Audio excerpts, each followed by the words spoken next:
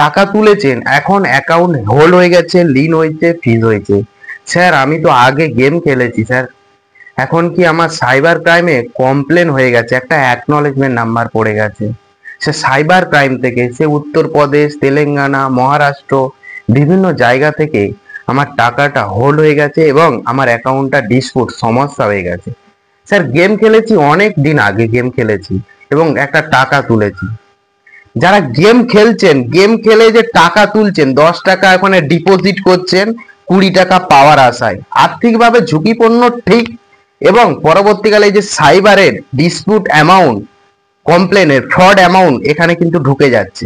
ঢুকে যাওয়ার পর তারপরে আপনি একটা টাকা গেম থেকে তুলেছেন, অন্য বন্ধুকে দিয়েছেন, আবার একটা অন্য বন্ধুকে দিয়েছেন, এইভাবে যে চেনটা সৃষ্টি হয়ে গেছে, সেই ক্ষেত্রে কেউ কমপ্লেন করেছে, তাকে আর্থিকভাবে কেউ প্রতারণা করেছে এবং একটা সাইবার ক্রাইমে কমপ্লেন করে দিয়েছে 1930-তে, বা সাইবার ক্রাইমে পোর্টালে সে কমপ্লেন করে দিয়েছে, তার সাথে তো প্রতারণা হয়েছে।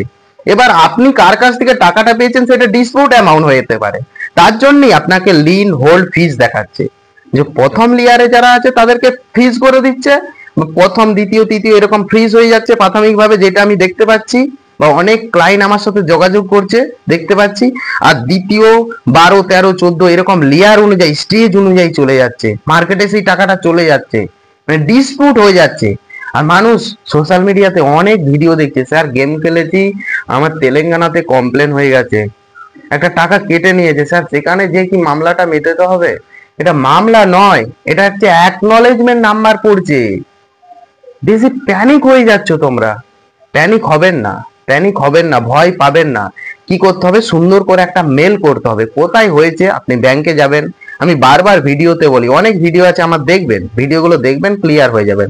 ব্যাংকে যাবেন বা সাইবার ক্রাইমে আপনার পুলিশ স্টেশনে যাবেন, সেখানে ডিটেলসটা নেবেন, একটা সুন্দর করে মেল করবেন যেখানে হয়েছে, যে পুলিশ স্টেশনে, যে সাইবার ক্রাইমে ব্রাঞ্চে হয়েছে সেখানে করবেন। কিছু মাস পর কিন্তু কেটে নেবেন। কিভাবে মেল করতে হবে, কি বৃত্তান্ত, আমার সাথে যোগাযোগ করবে, আমি গাইড করে দেবো।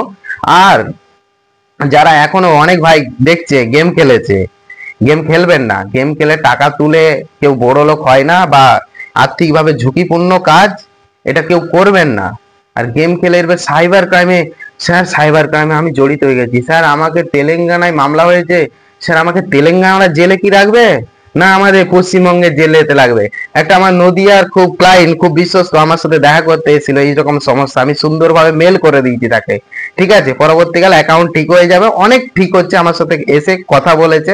যাই হোক, স্যার বলছে আমাকে নদিয়ার জেলে রাখবে না সে তেলেঙ্গানার জেলে রাখবে, আমার